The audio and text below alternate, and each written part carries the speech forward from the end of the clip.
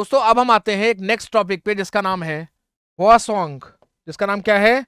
हुआसोंग 18। Topic का नाम है बेटा, ध्यान से सुनिए, हुआसोंग 18। और ये जो हुआसोंग 18 है, ये अपने में ही एक बहुत बड़ा कर्तव्य है। It is a in itself बहुत बड़ा एक अचीवमेंट है कि हाल ही में नॉर्थ कोरिया, नाम सुना है? वो जो वही नॉर्थ कोरिया जिससे जो पूरे विश्व से, पूरे वर्ल्ड से अपने आप को कट ऑफ रखता है, जिसके ऊपर बहुत सारे सैंक्शंस लगे हुए हैं। तो नॉर्थ कोरिया ने हाल ही में अपने लिए एक बैलिस्टिक मिसाइल बनाई जो कि सॉलिड फ्यूल। अब सॉलिड फ्यूल क्या होता है? सॉलिड फ्यूल क्या होता है? बेसिकली इसमें होता है ब्यूटाडाइन, ऐसे याद कर लीजिए। सॉलिड फ्यूल में एक होता है मिथाइल ब्यूटाडाइन। ब्यूटाडाइन कैसे याद करेंगे? देखिए, आप लोग जूते पहनते हैं, वो बूट बोलते हैं, जूते सॉलिड होते हैं, ऐसे करके याद करिए, याद करने की टेक्निक दिमाग में बैठा लिए। जूते पहनते हैं, वो बूट बोलते हैं, तो जूते सॉलिड, इसी तरीके से बूट से ब्यूटाडाइन, बूट से ब्यूटाडाइन, ऐसे करके याद कर लीजिए।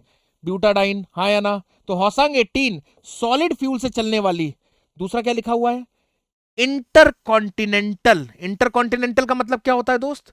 इंटरकॉन्टिनेंटल का मतलब होता है कोई भी मिसाइल जिसकी रेंज एक जगह से लॉन्च किया जाए और जहां पे पहुंचे, अगर उनके बीच में डिस्टेंस 5500 किलोमीटर, 5500 किलोमीटर से ज्यादा की है, तो उसको हम बोल देंगे क्या? Inter continental missile. एक कॉन्टिनेंट से दूसरे कॉन्टिनेंट पे अटैक करने के लिए बनाई जा सकती है।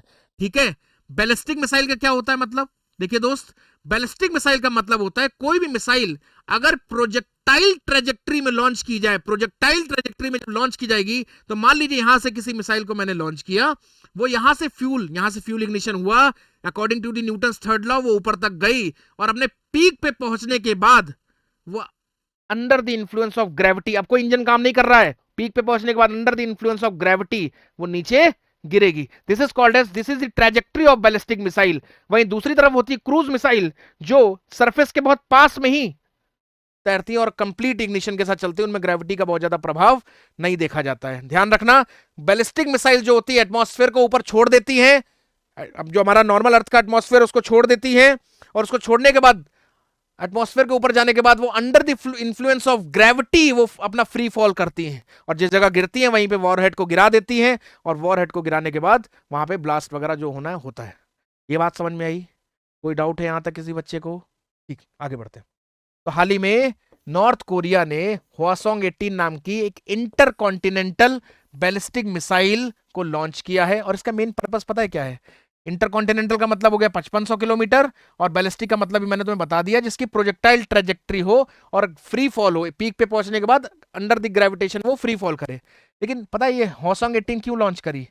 ये दुनिया को दिखाना चाह रहा है कि हम भी न्यूक्लियर वेपन्स को, न्यूक्लियर बॉम्ब्स को, एक जगह से हमसे टकराना नहीं तो एक कॉन्टिनेंट से हम दूसरे कॉन्टिनेंट तक न्यूक्लियर बॉम्ब्स को फेंकने में सक्षम है।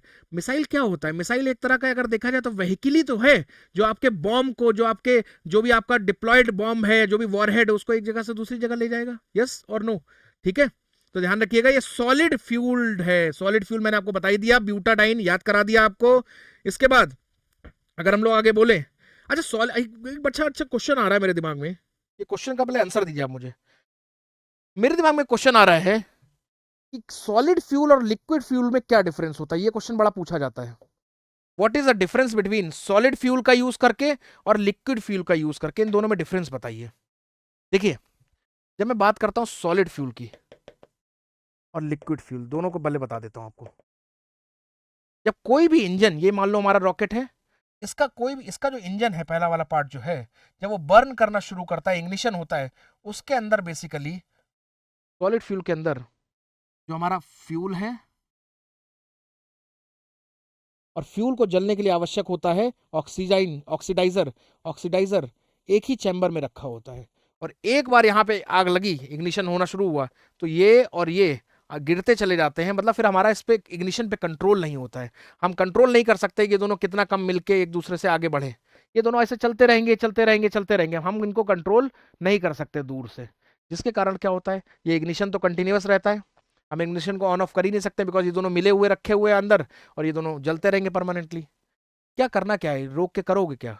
मेरे हिसाब से अगर देखो, ये जो इग्निशन हो रहा है, ये इग्निशन क्या करता है, अगर इस इग्निशन को हम मान लीजिए लॉन्च किया, इग्नाइट हो गया, लॉन्च हो रहा है, लॉन्च हो रहा है, लेकिन अगर इस इग्निशन को हम बंद कर दें, तो इग्निशन के कम या ज्यादा करने से क्या हो सकता है, ये जो हमारा रॉकेट है ना, या मिसाइल जो है ना, इसकी ट्रेजेक्ट्री में कुछ ना कुछ चेंजेस किए जा सकते हैं, ये बात ध्यान रखिएगा, इसकी ट्रेजेक्ट्री में कुछ ना कुछ चेंजेस किए जा सकते हैं।